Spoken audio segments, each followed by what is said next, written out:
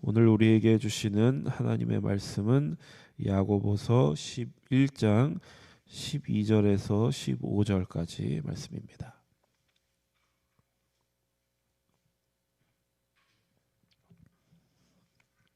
야고보서 1장 12절에서 15절까지 말씀을 함께 봉독합니다. 시험을 참는 자는 복이 있나니 이는 시련을 견디어낸 자가 주께서 자기를 사랑하는 자들에게 약속하신 생명의 면류관을 얻을 것이기 때문이라. 사람이 시험을 받을 때에 내가 하나님께 시험을 받는다 하지 말지니 하나님은 악에게 시험을 받지도 아니하시고 친히 아무도 시험하지 아니하시느니라. 오직 각 사람이 시험을 받는 것은 자기 욕심에 끌려 미혹됨이니 욕심이 잉태한즉 죄를 낳고 죄가 장성한즉 사망을 낳느니라. 아멘. 이 야고보서는 그 신약의 지혜서라는 그 별명이 있습니다. 구약의 지혜서가 이제 잠언, 전도서 이런 것들인데 그것과 이제 여러 가지 면에서 이제 비슷한 면들이 있습니다. 지혜서의 특징 가운데 하나가 이제 보편성이 있습니다. 구약의 많은 책들 이제 이스라엘이라는 특정한 어떤 민족을 중심으로 하는 이야기라면 지혜서는 구약에서는 이제 모든 인간들이 겪는 어떤 보편적인 경험 그런 것을 이야기하는 그런 책입니다. 이제 신약의 이제 그 바울 서신, 신약에 여러 서신서들이 있는데 바울 서신과 비교를 해보면 바울 서신은 그가 세운 특정한 교회들에서 벌어진 구체적인 어떤 문제들에 대해서 이제 얘기를 한다면 야고보서는 흩어져 있는 12지파라고 하는 그들을 향해 발언한 그런 이제 편지입니다. 그러니까 어떤 특정한 교회가 아니라 보편적 교회, 모든 교회들을 향한 메시지, 편지라는 뜻입니다. 이제 야고보서를 베드로전후서 뭐 이런 다른 책들과 이제 묶어서 공동 서신이다 이렇게 학자들이 분류를 했는데 특정한 교회가 아니라 모든 교회들을 향한 편지다. 모든 교회에 있을 법한 보편적 문제를 다룬다 그런 의미입니다. 또 하나 특징은 이게 어떤 큰 주제가 있다기보다는 여러 주제들을 이제 짤막짤막하게 다루고 있다. 그래서 주제 모음집이라는 또 별명도 있습니다. 구약의 잠언들 보면은 여러 가지 경구들이 이제 모아져 있고 작은 이야기들이 모아져 있는데 그런 면들이 굉장히 닮아 있고 또 실제로 잠언의 영향을 많이 받기도 했고 이제 그런 특징이 있습니다. 또 하나는 복음서에서 특별히 산상수훈에 대한 내용과 비슷한 맥락이 있다. 그래서 이제 오늘 우리가 읽은 본문 중에도 예수님의 산상수훈과 이제 연관되어 있는 그런 내용이 있습니다. 12절 말씀을 한번 다 같이 한번 봉독합니다. 시작.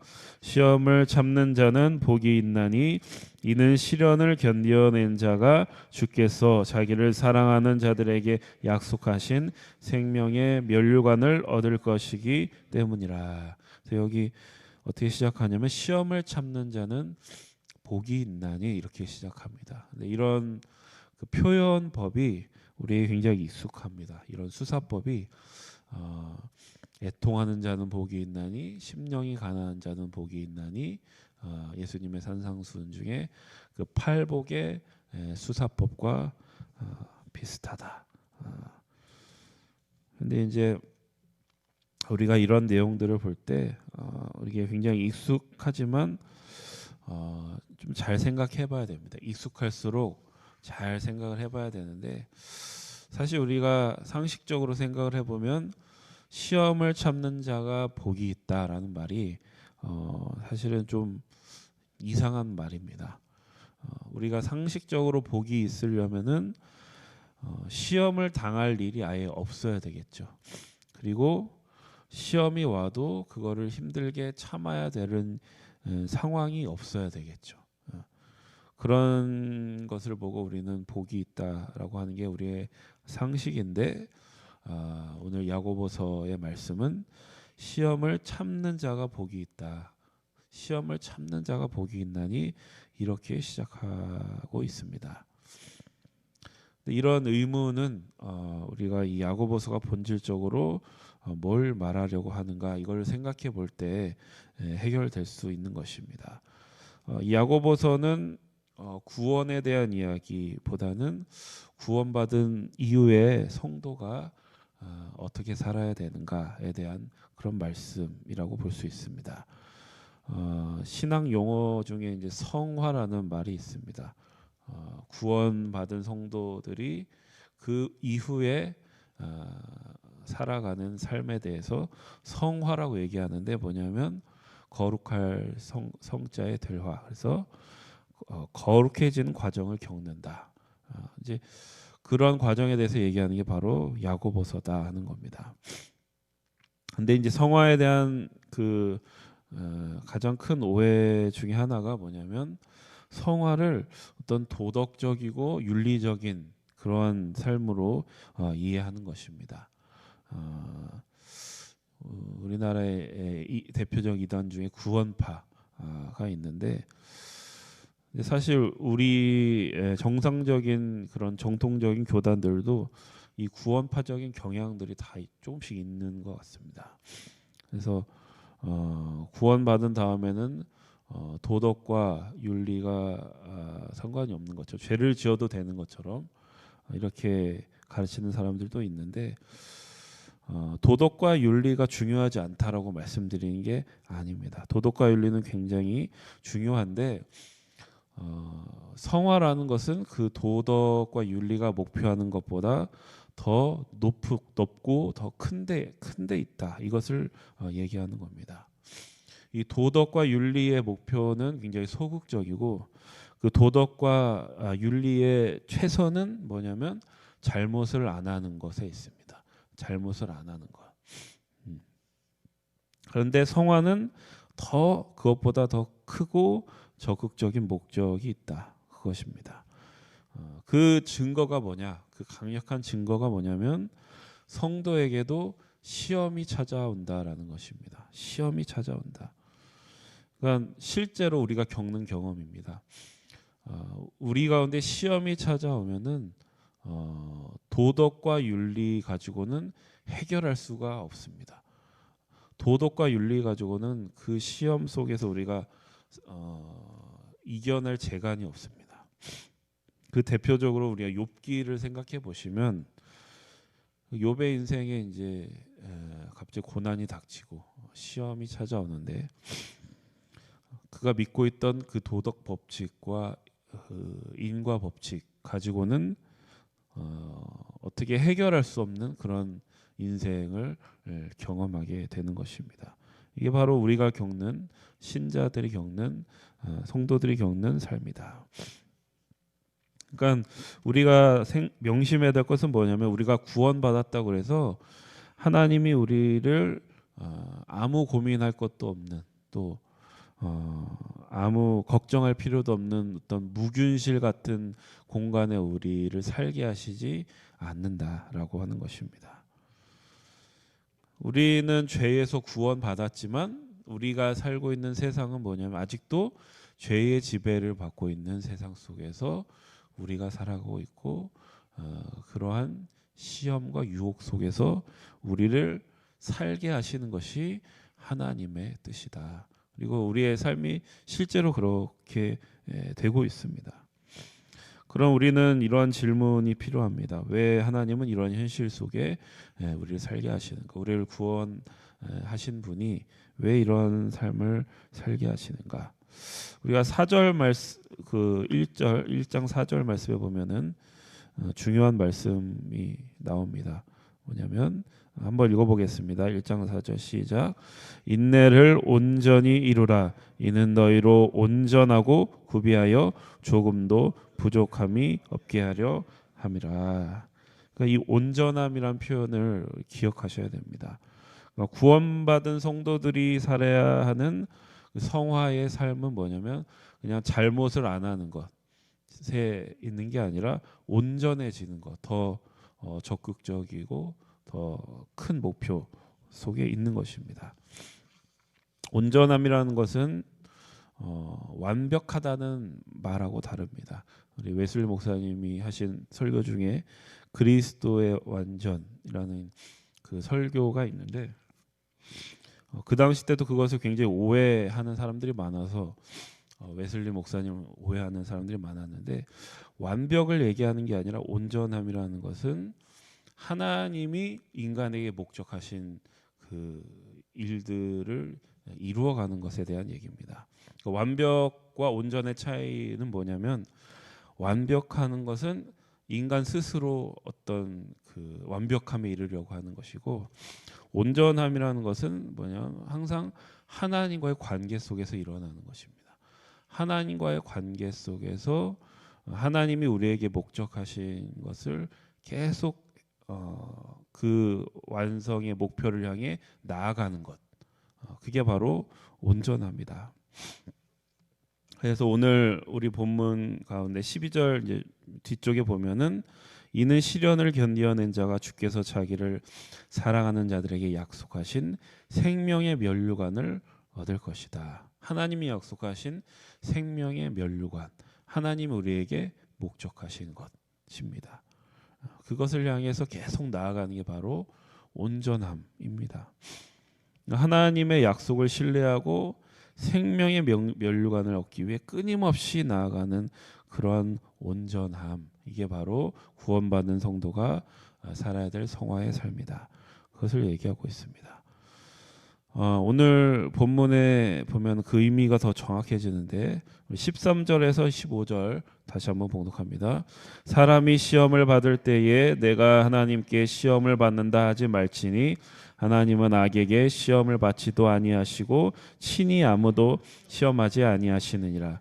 오직 각 사람이 시험을 받는 것은 자기 욕심에 끌려 미혹됨이니 욕심이 잉태한즉 죄를 낳고 죄가 장성한즉 사망을 낳느니라. 아멘. 오늘 이 본문에서 한 가지만 기억하시면 될 것 같습니다. 죄라는 게 뭔가 여기서 이제 죄라고 번역된 말이 하마르티아입니다. 그래서 하마르티아라는 말은 관역을 빗나갔다 그런 뜻이고 관역을 빗나갔다는 것은 그 목적에서 빗나갔다.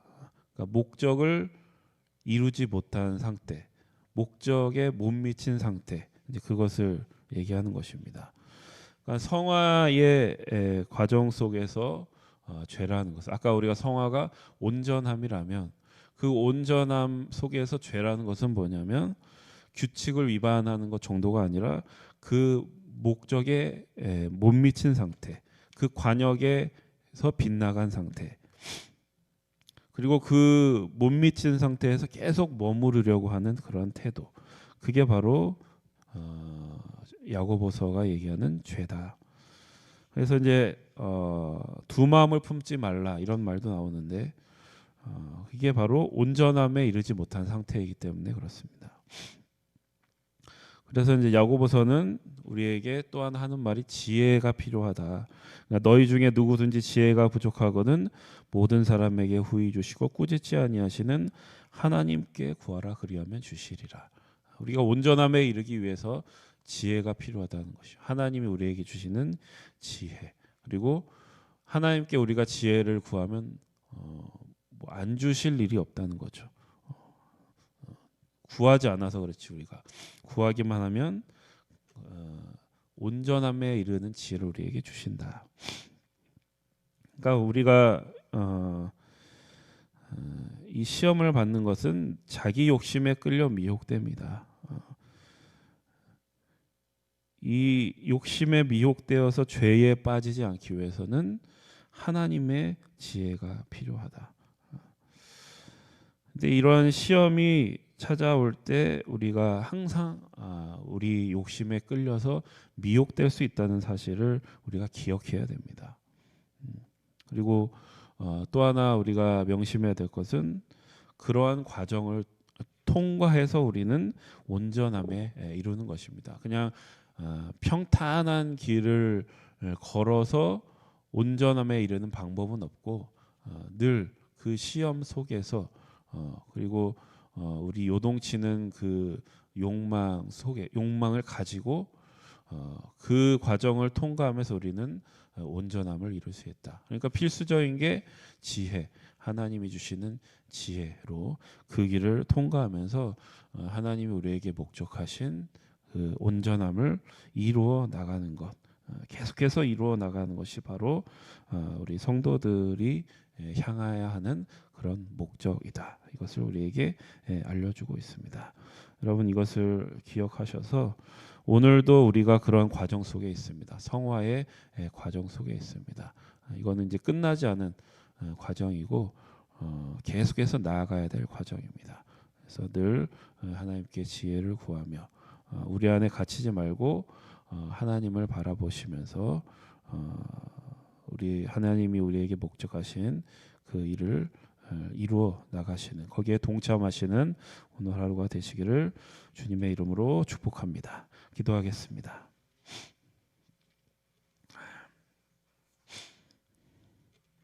하나님이 창조하신 목적 온전함을 우리 가운데 이루어 가시기를 원하시는 주님, 오늘도 우리가 시험 가운데 우리의 욕심에 미혹되어서 죄에 빠지지 않게 하여 주시고 인내와 지혜로 온전함을 이루어서 하나님 약속하신 생명의 면류관을 얻을 때까지 오늘도 계속해서 하나님의 일에 또 우리 거룩해지는 이 과정에 동참할 수 있도록 주님 저희를 인도하여 주시옵소서. 우리가 살아가는 삶이 만만치 않습니다. 늘 시험이 있고 늘 유혹이 있습니다. 그럴 때마다 우리의 욕심에 이끌려 우리가 원하는 답을 찾는 것이 아니라 하나님을 바라보고 영혼 속에서 우리를 부르시는 썩지 않으시고 마르지 않으시고 변하지 않는 하나님을 바라보며 오늘 하루도 승리하는 저희들 되게 하여 주옵소서. 예수님의 이름으로 기도드립니다. 아멘. 우리 함께 합심해서 기도하겠습니다. 성령의 능력으로 하나님 나라를 증언하고 살아내게 하소서. 하나님의 말씀이 기준이 되게 하소서. 질병, 전쟁, 자연재해, 가난, 억압으로 고통당하는 사람들을 치유하여 주소서. 거룩한 습관을 형성하여 균형 있는 성장을 이루게 하소서. 다음 세대에게 하나님 나라 복음을 전수하게 하소서. 창조 질서 회복을 위해 힘쓰게 하소서. 함께 합심하여 기도하겠습니다. 하나님 감사합니다.